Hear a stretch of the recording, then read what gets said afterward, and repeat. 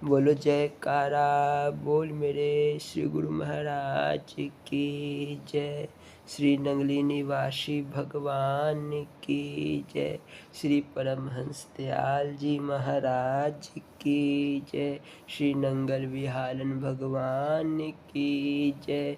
श्री परम गुरु भगवान की जय।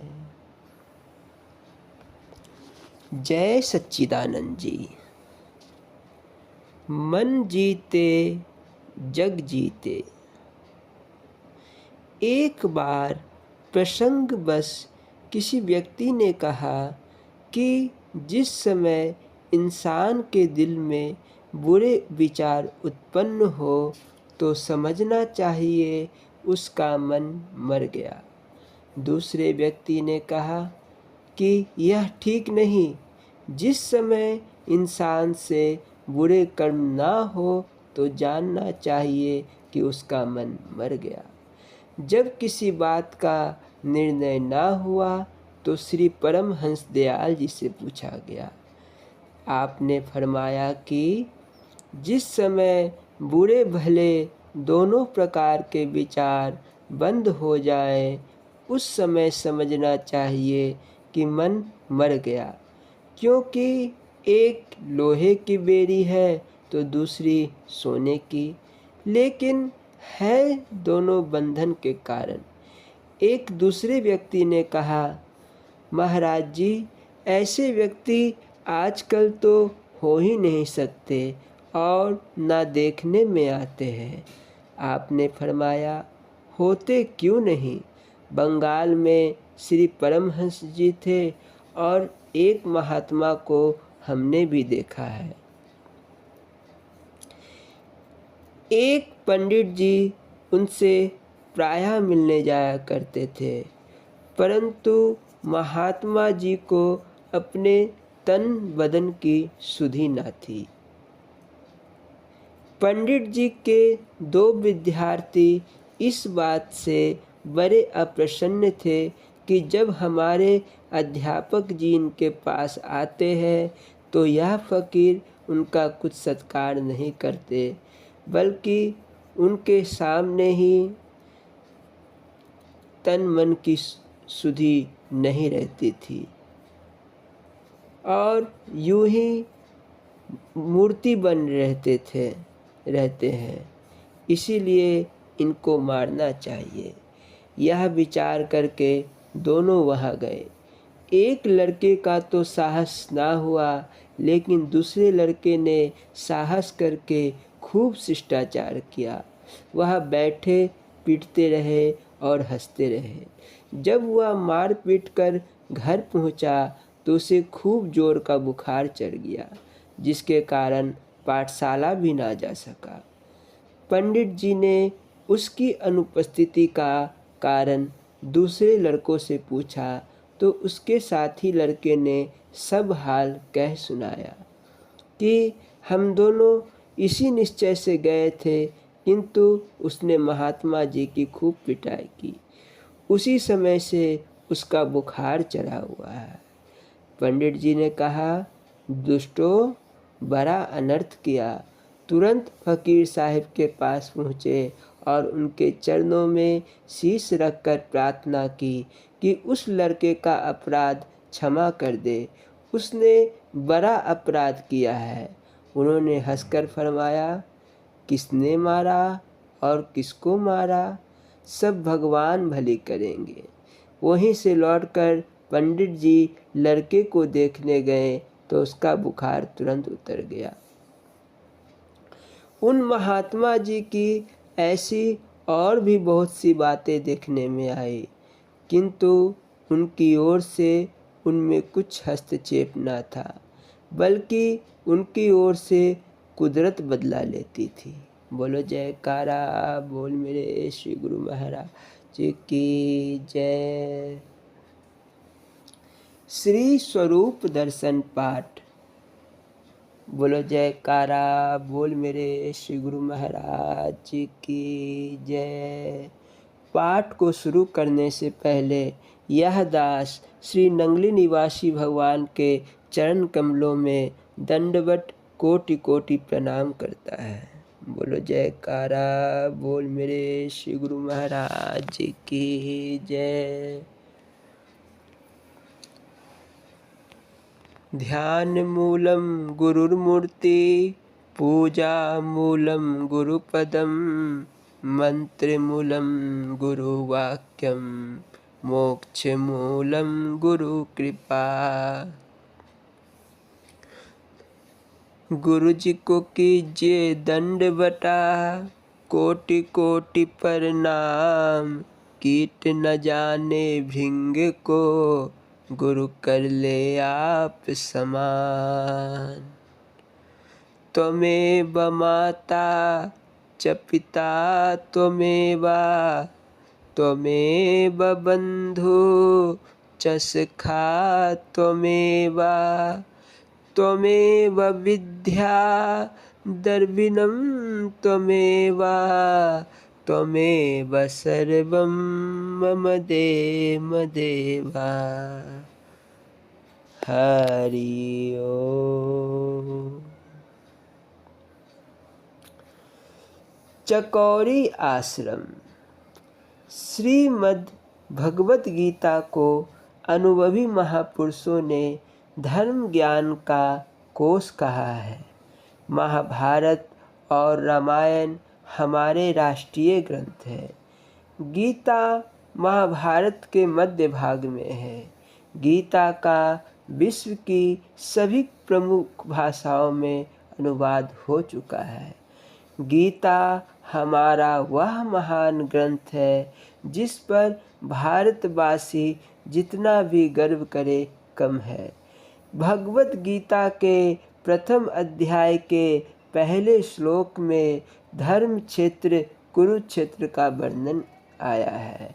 इसी कुरुक्षेत्र की धरती पर महाभारत का युद्ध हुआ था, जिसमें भगवान कृष्ण की कृपा से धर्म प्रेमी पांडवों की विजय हुई और अधर्मी कौरवों का विनाश हुआ। इसी प्रकार का महाभारत प्रत्येक मनुष्य के अंतःकरण में हो रहा है। अच्छे और बुरे विचार ही दोनों सेनाएं हैं, परंतु सिमरन रखिए विजय तो सदा धर्म की ही होगी। जिस ओर श्री कृष्ण होंगे वही पक्ष विजय लाभ करेगा।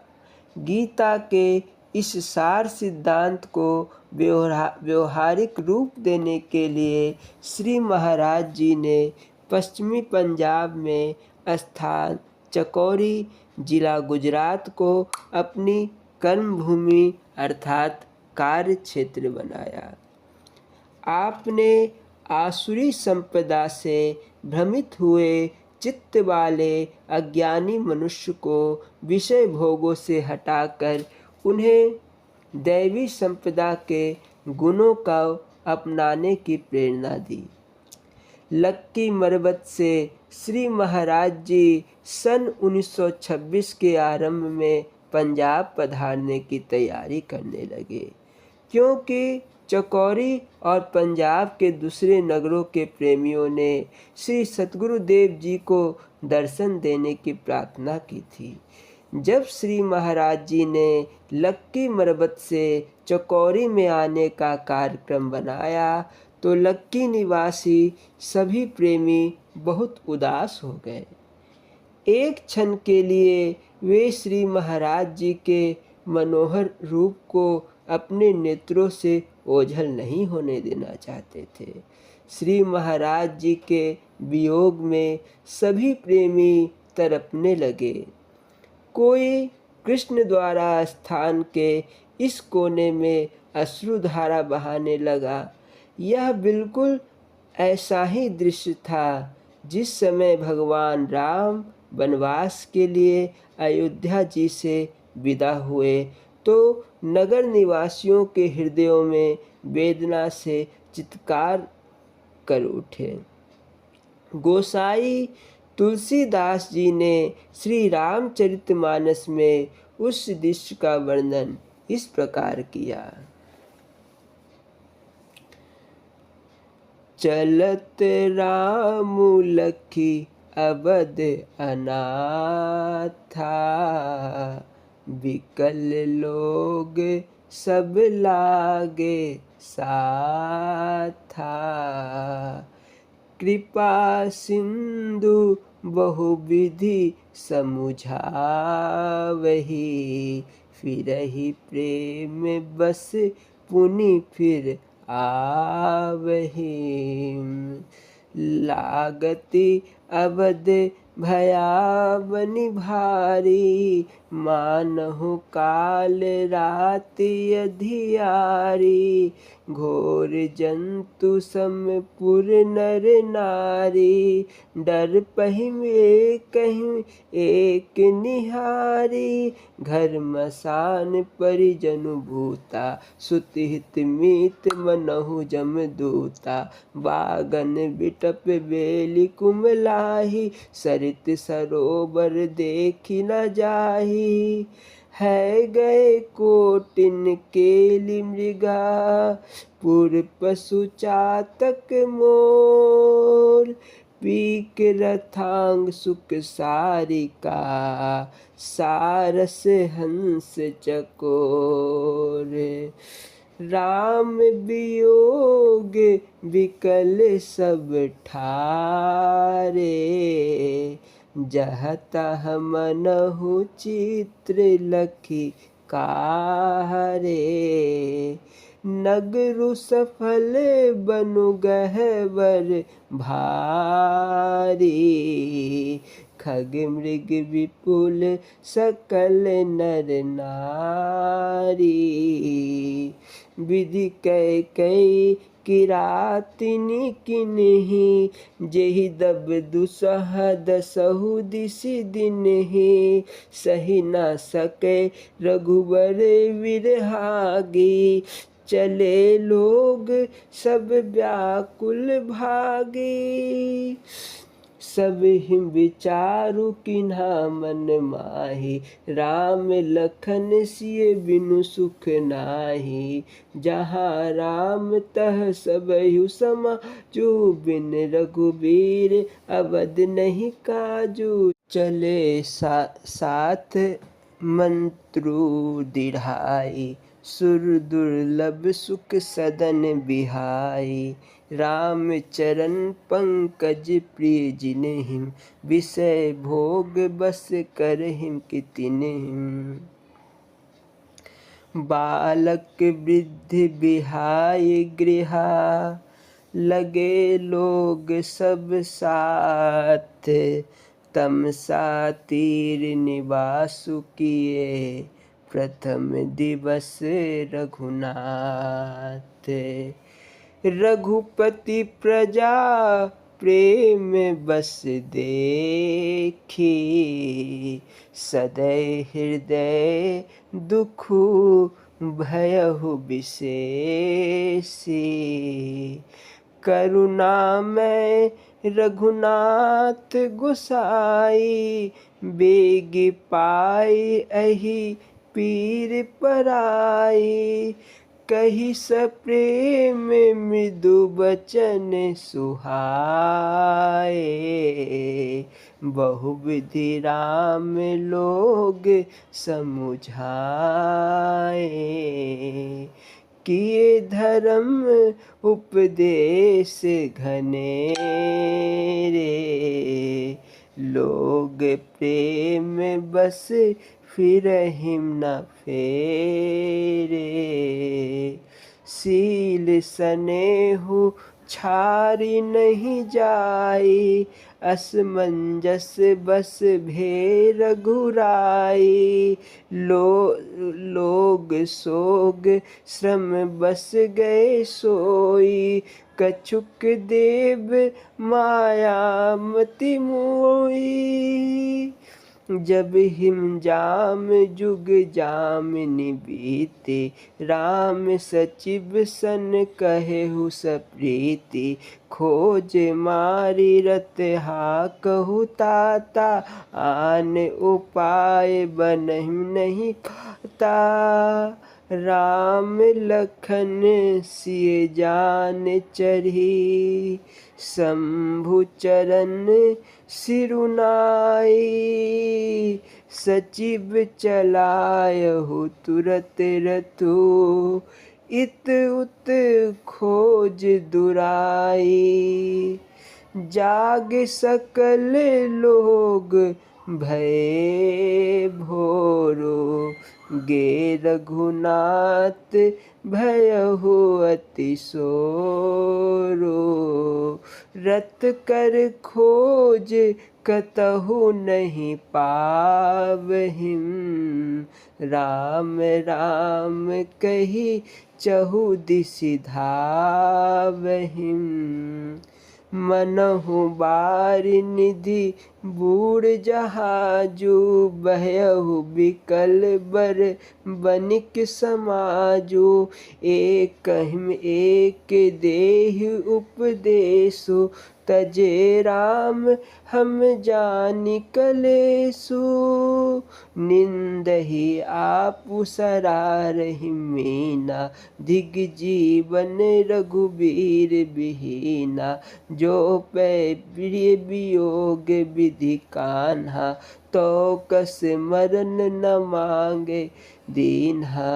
एहि विधि करत प्रलाप कलापा, आए अवध भरे परितापा।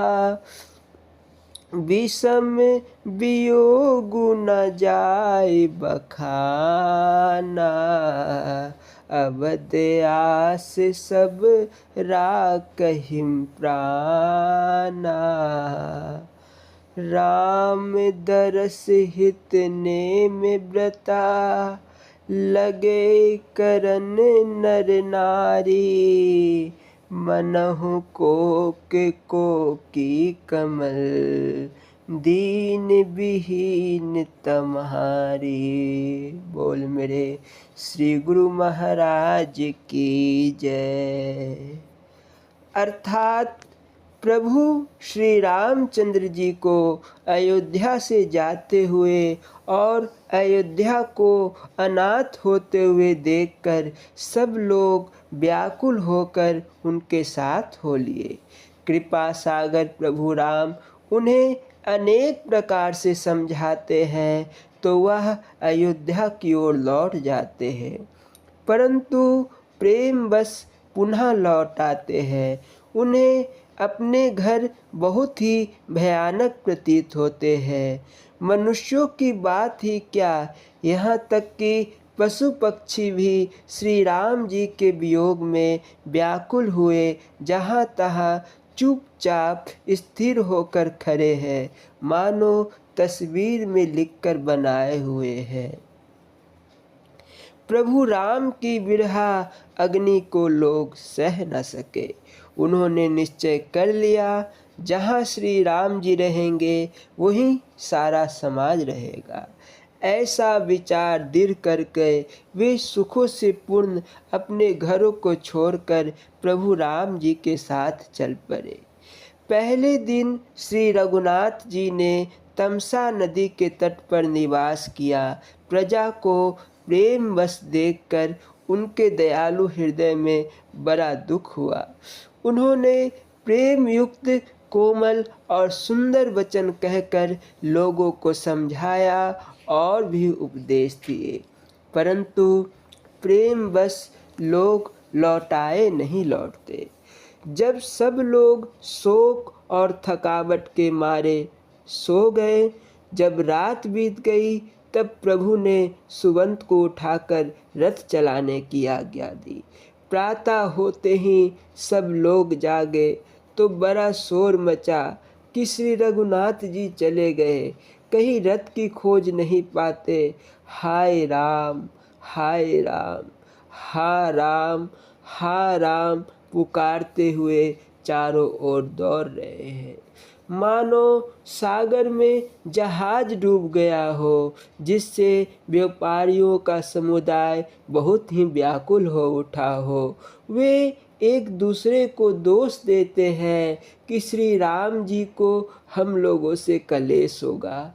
यह जानकर छोड़ दिया है वह लोग अपनी निंदा करते हैं और मछलियों की सराहना करते हैं। श्री रामचंद्र जी के बिना हमारे जीवन को धिक्कार है। विधाता ने यदि प्यारे का वियोग ही रचा तो फिर उसने मांगने पर मृत्यु क्यों नहीं दी। इस प्रकार विलाप करते हुए वे संताप से भरे हुए अयोध्या जी में आए। उन लोगों के विषम वियोग की दशा का वर्णन नहीं किया जा सकता। 14 वर्ष की अवधि की आशा से ही वे प्राणों को रख रहे हैं। सब स्त्री पुरुष श्री राम जी के दर्शन के लिए नियम और व्रत करने लगे और ऐसे दुखी हो गए जैसे चकवा चकवी और कमल सूर्य के बिना दीन हो जाते हैं। लक्की मरबत में भी ऐसा ही धर्म दृश्य था। जब श्री महाराज जी लक्की के कृष्ण द्वारा से विदा हुए तब भक्तजन लक्की रेलवे स्टेशन श्री महाराज जी को गाड़ी पर बिठाने के लिए आए। स्टेशन पर अपार भीड़ थी। श्री महाराज जी प्रथम श्रेणी के डिब्बे में विराजमान हुए। आपने अपने निश्चित समय पर गाड़ी चल पड़ी। सभी प्रेमी टिकटिकी लगाए श्री महाराज जी की चंद्रमुख की ओर निहार रहे थे। सभी के नेत्रों से अविरल अश्रुधारा बह रही थी। बड़े बूढ़ों के चेहरे पर रोने के कारण लकीरें से पड़ गई थी। उधर श्री महाराज जी अपने कर कमल खिड़की से बाहर निकालकर सबको धैर्य देते हुए कह रहे थे कि हम शीघ्र बहुत शीघ्र आएंगे। साथ ही सबको आशीर्वाद दे रहे थे। गाड़ी बहुत दूर निकल गई। प्रेमियों को ऐसा प्रतीत हुआ मानो गाड़ी उनके प्राण धन को लेकर चली गई हो। एक टक देखने से प्रेमियों की आंखें पथरा सी गई थी। थोड़ी देर के पश्चात सुधि आने पर वे लोग बड़ी कठिनाई से अपने घरों में पहुँचे। इधर श्री महाराज जी अपने कुछ सेवादार भक्तों सहित लक्की से चलकर चकौरी में पहुँचे। वहाँ के प्रेमियों ने श्री महाराज जी का हार्दिक स्वागत किया। श्री महाराज जी गंभीरों की धर्मशाला में विराजमान हो गए। वहाँ के प्रेमी श्री महाराज जी को अपने घरों में ले जाकर बड़े प्रेम से भोजन करवाते और सत्संग का लाभ उठाते। भक्तजन बड़ी श्रद्धा और प्रेम से जिस मार्ग से श्री महाराज जी ने उनके घर पधारना होता वहाँ बहुमूल्य कपड़े के थान बिछा देते। साथ ही प्रेमी ढोलक छैनी बजाते हुए शुभ आगमन का सुंदर भजन गाते हुए आगे आगे चलते थे। भजन बोलो जयकारा बोल मेरे श्री गुरु महाराज की जय। संगत दर्शन करके तेरा होया निहाल सतगुरु जी, होया निहाल सतगुरु जी, होया निहाल सतगुरु जी। संगत दर्शन करके तेरा होया निहाल सतगुरु जी, संगत दर्शन करके तेरा दिल विच खुशियाँ लाया डेरा। तेरे गल फुलांदा सेहरा सुंदर माल सतगुरु जी, संगत दर्शन करके तेरा होया निहाल सतगुरु जी। तेरे दर्शन का परताप मेरे काटे तीनों ताप, सतगुरु तारने आए आप सुरत अकाल सतगुरु जी। संगत दर्शन करके तेरा होया निहाल सतगुरु जी। दसिया असली लारब बानी सहज समाधि अनहद बानी, हो बे याद जो बिना जवानी युग नाल सतगुरु जी। संगत दर्शन करके तेरा होया निहाल सतगुरु जी। जो कोई दर्शन तेरा पावे, एक मन होके ध्यान लगावे, सच्चे दिल से सेब कमावे, छूटे काल सतगुरु जी। संगत दर्शन करके तेरा होया निहाल सतगुरु जी। दासन दास सतगुरु मीत, बख्शो चरण कमल दी प्रीत, निस दिन तेरे गावा गीत, तू है दयाल सतगुरु जी। संगत दर्शन करके तेरा होया निहाल सतगुरु जी। होया निहाल सतगुरु जी, होया निहाल सतगुरु जी। संगत दर्शन करके तेरा होया निहाल सतगुरु जी। बोलो जयकारा बोल मेरे श्री गुरु महाराज की जय। श्री महाराज जी किसी भक्त के घर भोजन करने के लिए गए। उस समय आपकी पवित्र सेवा में काफ़ी महात्मा जन थे। श्री महाराज जी के चारों ओर महात्मा थे तथा आप मध्य में विराजमान थे। अपनी मौज बस श्री सतगुरु देव जी ने सभी महात्माओं से बारी बारी पूछा, क्या आप में से किसी ने ईश्वर देखा है? अपनी बुद्धि अनुसार सभी महात्माओं ने उत्तर दिया। कई महात्मा कहने लगे, हम अभी ईश्वर दर्शन के लिए प्रयत्न कर रहे हैं।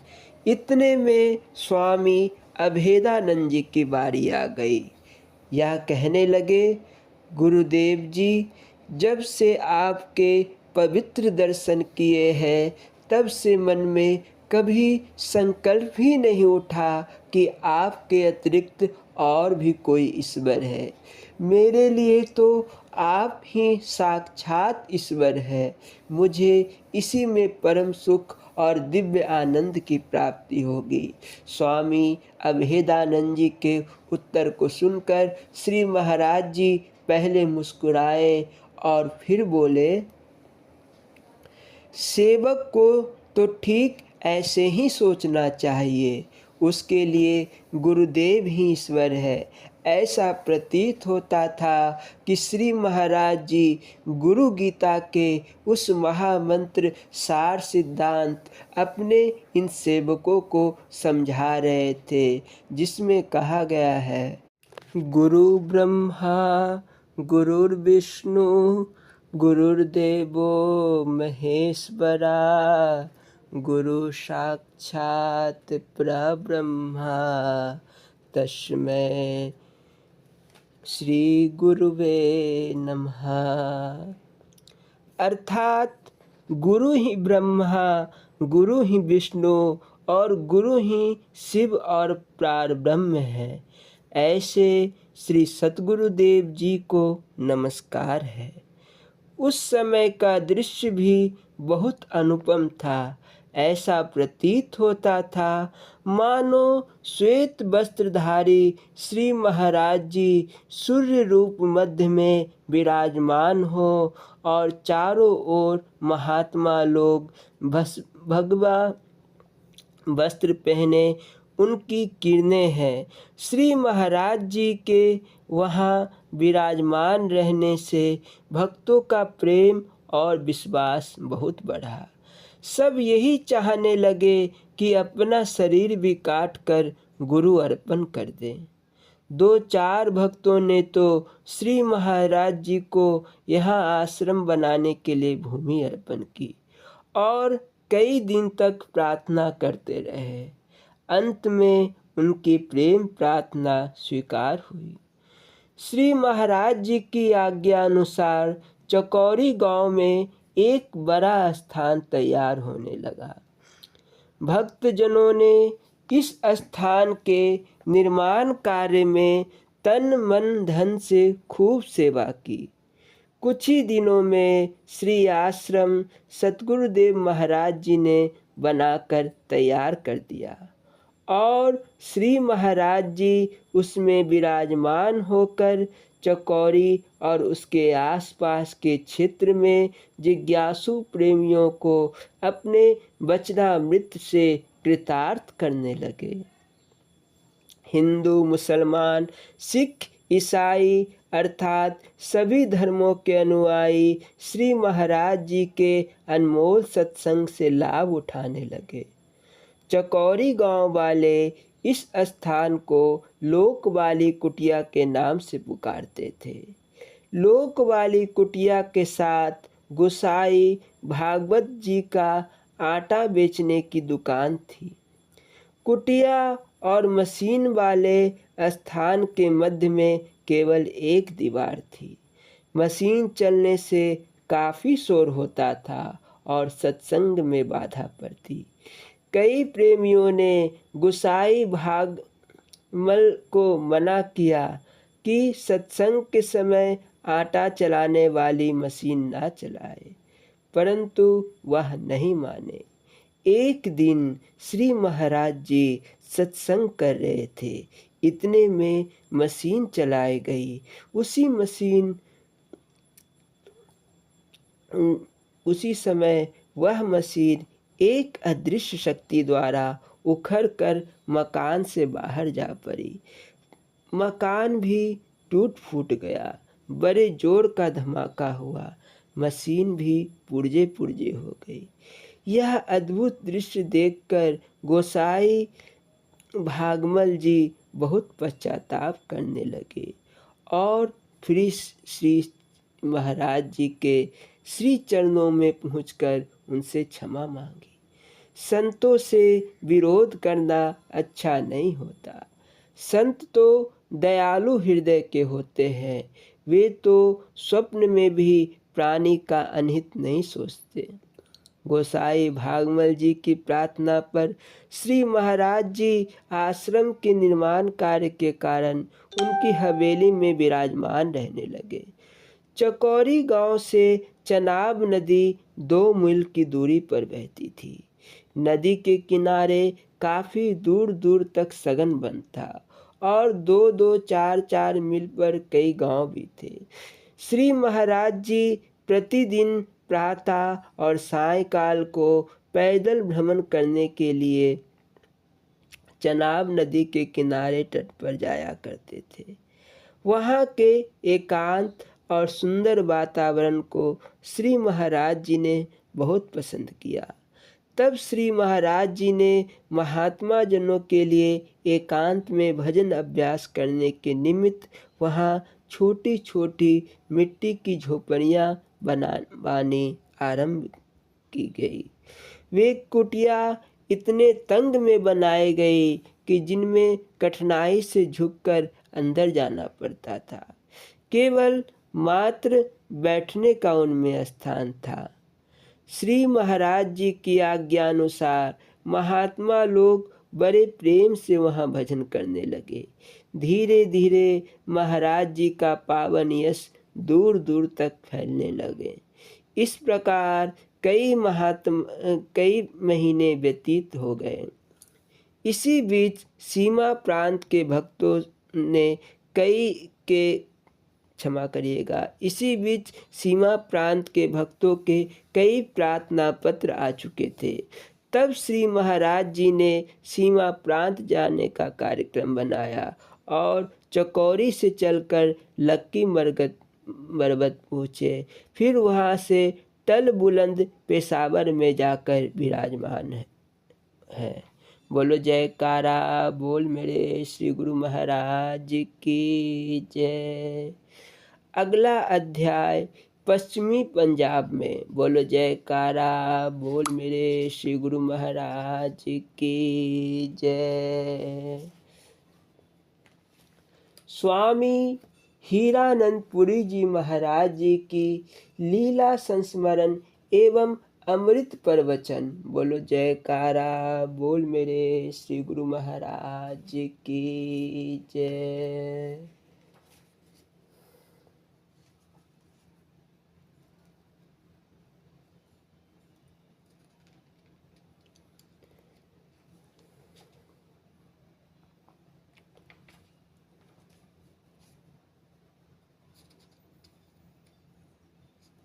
एक बार की बात है, जब स्वामी हीरानंदपुरी जी महाराज जी सेना में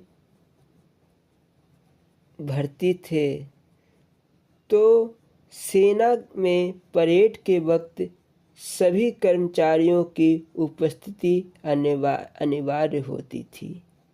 अतः स्वामी हीरानंदपुरी जी महाराज जी को भी परेड में शामिल होना पड़ता था। एक दिन एक अद्भुत घटना घटी। ईश्वर चिंतन में आप इतने तन्मय हो गए कि परेड में उपस्थित ना हो सके। किसी ने उन्हें परेड में अनुपस्थित पाकर फौज के अधिकारी से जाकर कह दिया कि महात्मा जी परेड में आने के बजाय मंदिर में समाधि लगाए बैठे हैं। फौजी अफसर जांच करने के लिए तत्क्षण ही परेड के मैदान में पहुंच गया। वहां आपको उपस्थित पाया। फिर वह ऑफिसर मंदिर में आ पहुंचा तो पाया कि महाराज जी समाधि लगाए बैठे हैं। इस दृश्य को देखकर वह ऑफिसर अवाक रह गया। ऐसे सिद्धि संपन्न एवं अलौकिक क्षमता वाले महापुरुष को फौज में रखना उसने उचित नहीं समझा और सेना से विदाई लेने की सलाह दी। बोलो जयकारा बोल मेरे श्री गुरु महाराज की जय। स्वामी हीरानंदपुरी जी महाराज जी के अमृत प्रवचन शांति पाठ के शेष भाग। बोलो जयकारा बोल मेरे श्री गुरु महाराज की जय। स्वामी हीरानंदपुरी जी महाराज जी जब प्रवचन की शुरुआत करते थे तो प्रवचनों के पूर्व हरिओम की ध्वनि लगती थी। बोलो जयकारा बोल मेरे श्री गुरु महाराज की जय। स्वामी हीरानंदपुरी जी महाराज जी के चरण कमलों में इस दास का कोटिसा दंडवत प्रणाम। बोलना जी हरि ओम हरि ओम हरि ओम। देश बंधा चितस्या धारणा योग दशना, अर्थात मन का बाहर या किसी देश विशेष अथवा शरीर के भीतर कि वह बाहर किसी देश विशेष में बांधना या ठहराना धारणा है। ध्यान धारणा स्थान में एकाग्र की हुई चित्तवृत्ति को अपने इष्ट देव परमात्मा रूपी विशेष ध्येय स्थान में ही अर्थात ज्योति स्वरूप में दृढ़ता पूर्वक अटल रखना ध्यान है। अर्थात वृत्ति को चंचल करने वाले रजोगुण प्रमाद उत्पन्न करने वाले तमोगुण को भली प्रकार से हटाकर चित्तवृत्ति को उस सात्विक वृत्ति के द्वारा निष्काम भाव से निरंतर उस एक परमात्म देव में ही लगाए रखना ध्यान है। परमात्मा की तेजोमयी अनोखी छवि का प्रत्येक अवस्था में ध्यान बना रहना अथवा वृत्ति का उस प्रकाश के अंतर्गत ही रहना ध्यान है। ध्यान द्वारा ही समाधि की प्राप्ति होती है। समाधि ध्यान की प्रगाढ़ अवस्था का ही नाम समाधि है। जब ध्याता ध्यान द्वारा केवल ध्येय में ही लवलीन हो जाता है तथा ध्येय के ज्योतिमय प्रकाश स्वरूप में निमग्न होकर परमानंद का उपभोग करता है और वामादेश अभ्यास आदि को सर्वथा भूल जाता है, सर्वत्र ध्येय को ही देखता है, सोई समाधि है। तदेव अर्था मात्रा निर्भांस स्वरूपा शून्यम इव समाधि, अर्थात वह ध्यान ही समाधि है। जब उस ध्यान में केवल ध्येय वस्तु ही भासता है और वह ध्यान अर्थात अपने रूप ध्यान कराता से शून्य सा हो जाता, अर्थात ध्येय वस्तु ही बन जाता है। अथवा ध्याता आत्मा ध्येय परमात्मा की तेजोमय ज्योति में लीन हो जाता है और उस अवस्था में उसको द्वितीय कुछ भी नहीं भासता। सर्वत्र प्रकाश ही प्रकाश दृष्टिगोचर होता है। जिस प्रकार जल के बीच में गोता लगाने वाले को अपने दाएं बाएं ऊपर नीचे जल ही जल दिखाई देता है, उसी प्रकार ध्याता समाधि काल में सर्वत्र को ब्रह्म तेज को ही देखता है। जितने समय ऐसी व्यवस्था रहती है उसी को समाधि कहते हैं। ध्यान का फल समाधि है। परावाणी का अथवा श्वास श्वास में अजपा जाप का सुमिरन करने वाला योगी पुरुष ही शीघ्रता से चित्तवृत्ति को अंतर्मुख करके ध्यान में दृढ़तर सफल हो सकता है और निष्काम निर्माण निर्लस होकर ध्यानाभ्यास में तत्पर रहने वाला योगी पुरुष ही समाधि लाभ प्राप्त कर सकता है, इसके अतिरिक्त दूसरा नहीं। योग के इन 8 अंगों में से पहले 5 अंग बहिरंग साधन कहलाते हैं। उसमें आत्मा तथा परमात्मा में इनका सीधा संबंध नहीं होता, किंतु 3 साधनों से ही इनका सीधा संबंध है। अंतिम 3 साधन जो धारणा ध्यान समाधि है, इनको इसलिए अंतरंग साधन कहते हैं कि जिस विषय में समाधि लगाई जाती है वो उसी को लेकर चलते हैं अथवा परमेश्वर के प्रकाश स्वरूप का सहारा लेकर चलते हैं। किंतु समाधि इन तीनों ने भी और भीतर है, इसीलिए इन तीनों को भी समाधि के बहिरंग साधन कहते हैं। बोलो जयकारा बोल मेरे श्री गुरु महाराज की जय। ओम शांति ही शांति ही शांति ही। अगले प्रवचन अमृत में सप्त भूमिका पर प्रकाश डाला जाएगा एवं श्रवण मनन किया जाएगा। बोलो जयकारा बोल मेरे श्री गुरु महाराज की जय। स्वामी परम ज्ञानानंद पुरी जी महाराज जी के अमृत प्रवचन। बोलो जयकारा बोल मेरे श्री गुरु महाराज की जय। कादिया पंजाब दिनांक 8/12/76। स्वामी परम ज्ञानानंद पुरी जी महाराज ने फरमाया, अमीर खुसरो हजरत निजामुद्दीन औलिया का शिष्य था। उसकी अनन्य निष्ठा और प्रेम पर उसके पीर को भी नाज था। वे कहते थे कि दुनिया से विदा होने के बाद खुदा जब मुझसे पूछेगा कि तू दुनिया से क्या लाया, तो कह दूंगा कि खुसरो का दिल लाया। खुसरो का दिल अपने गुरु पर इतना कुर्बान था। कहते हैं कोई आदमी पीर साहब का जूता लेकर अपने घर जा रहा था। रात में वह जिस धर्मशाला में ठहरा था उसी में अमीर खुसरो भी ठहरा था। इश्क का ऐसा प्रभाव हुआ कि खुसरो को पता चल गया कि उसके प्रियतम के शरीर के इस्तेमाल की कोई चीज़ वहाँ मौजूद है। पूछते पूछते उसे वह आदमी मिला। कहा, इस चरणदासी अर्थात जूते को मुझे दे दो। इसकी कीमत तो यह क्षुद्र बंदा अपनी कई जन्म गवाकर भी नहीं अदा कर सकता।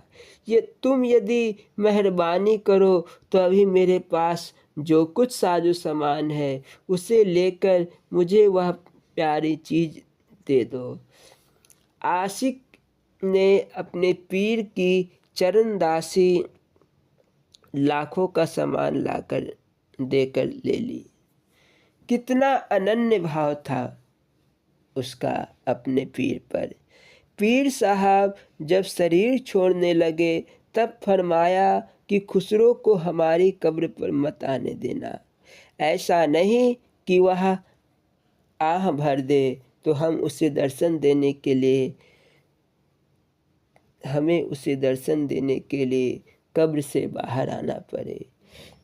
बताओ तो कैसा प्रेमी था खुसरो। एक हम भी है जो प्रेम तो नहीं दुकानदारी करते हैं भगवान के साथ। भगवान को 10 दिन जल चढ़ाया और वर 900 मांग लिए। यदि मनचाही इच्छा नहीं पूरी हुई तो भगवान को गालियां भी बकने लगे। प्रेम के रास्ते में एक आशिक होता है, दूसरा मासूक। दिलबर का मतलब होता है दिल का मालिक।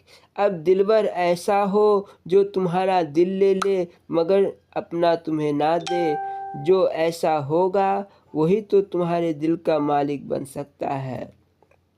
अगर तुम अपना दिल उसे दो और वह भी अपना दिल तुम्हें दे दे तो तुम्हारा दिलबर वह हुआ और उसके तुम। फिर तो दोनों एक दूसरे के आशिक हो गए। मासूक तो कोई नहीं बना। मासूक तो भगवान ही हो सकता है, इसलिए भगवान को अपना दिलबर बनाओ। इसके अतिरिक्त दुनिया के सभी प्रेम संबंधों में खतरा है, बंधन है, क्योंकि यह दोनों एक दूसरे के दिलबर बन जाते हैं। इश्क अव्वल दर दिल माशूक पैदा माशवद। वह इश्क पहले माशूक में पैदा होता है, पहले समा जलती है तब परवाना उस पर फना होता है। गुरु ही पहले आकर चेले को पकड़ता है, तब बहुत दिन बाद में चेला प्रेमी बनता है। पहले तो लोग 900 तर्क करते हैं, कहते हैं जो मासूक में गुण और दोष देखने लगे वह प्रेमी क्या बनेगा। प्रेमी 2 तरह के होते हैं, सूरत परस्त और सीरत परस्त। एक वे हैं जो प्रियतम का रूप लावण्य देखकर उन पर मुग्ध हो जाते हैं। उनका प्रेम सतही होता है, ऊपर ऊपर की चीज़ों पर आकर्षित होते हैं, वह खराब भी हो सकता है। दूसरे वे प्रेमी हैं जिनको देखा और प्रेम हो गया। उनका स्वाभाविक प्रेम तो हो जाता है, उन्हें जरा सी बात पर शंका नहीं होती। उनका प्रेम गहरा होता है, जैसे चालक का प्रेम स्वाति बूंद से, भौरे का प्रेम कमल से, पतंग का प्रेम दीपक के लौ से। परवाना यह नहीं देखता कि समा उसे जला देगी, यह तो सिर्फ फना होना जानता है। प्रेम में हिसाब किताब नहीं होता। मैंने तुम्हारे लिए इतना किया तो तुम मेरे लिए भी करना, यह प्रेम नहीं दुकानदारी है। प्रेमी तो अपना कुछ बनाना ही नहीं जानता, उसे तो प्रियतम पर सिर्फ मिट जाना आता है। नारद ने गोपियों से जाकर कह दिया कि कृष्ण के सिर में दर्द है, महाराज ने तुम्हारे चरणों की धूली मांगी है, जिसके लगाने से उनका सिर दर्द ठीक हो जाएगा। यदि तुम में से कोई दे सको तो दो। गोपियों ने जैसे ही दर्द की बात सुनी तो झट पांव आगे कर दिए। नारद ने डराया, क्या गजब करती हो, अपने पांव की धूल भगवान के लिए सिर पर लगाने दोगी क्या? अब नरक भोगना पड़ेगा।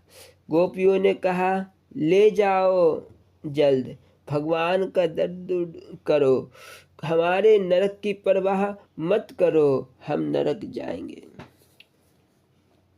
तो ऐसा होता है प्रेम। भरत जी राम को वन से मना लेने के लिए चले। लोगों ने समझकर उन्होंने लोगों ने समझाया, मगर उन्होंने कहा, यह हरगिज नहीं हो सकता कि मैं राम राज्य करूं और हमारे प्रभु वन में कष्ट डाले झेले। अगर मैं राज सिंहासन पर बैठूंगा तो मेरे पाप से धरा रसातल को चली जाएगी। जब किसी का कहा ना माना तब वशिष्ठ जी सामने आए। कहा, भरत, यदि तुम एक उपाय मान जाओ तो पिता की आज्ञा भी पूरी हो जाए और राम राज्य भी करने आ जाए। अगर उनके बदले तुम 14 वर्ष का वनवास पूरा कर लो तो मैं राम जी को अयोध्या वापस आने के लिए राजी कर लूँगा। भरत तपाक से बोले, महाराज, आप 14 साल कहते हैं, मैं आजीवन वनवास करने को तैयार हूँ। यदि मेरे प्रभु अयोध्या आ जाएं तो कानन करो जन्म भर बासु। वशिष्ठ जी जैसे ब्रह्मज्ञानी का दिमाग भी चक्कर खा गया भरत का प्रेम देखकर। भरत इतने बड़े प्रेमी है, फिर भी उनमें कितनी दीनता है। कहते हैं, जो करनी समुझै प्रभु मोरी, नहीं निस्तार कलप सतकोरी। बोलो जयकारा बोल मेरे श्री गुरु महाराज की जय। श्री नंगली निवासी भगवान की जय। श्री परमहंस दयाल जी महाराज की जय। श्री नंगल विहारन भगवान की जय। श्री परम गुरु भगवान की जय। बोलो जयकारा बोल मेरे श्री गुरु महाराज की जय। जय सच्चिदानंद जी।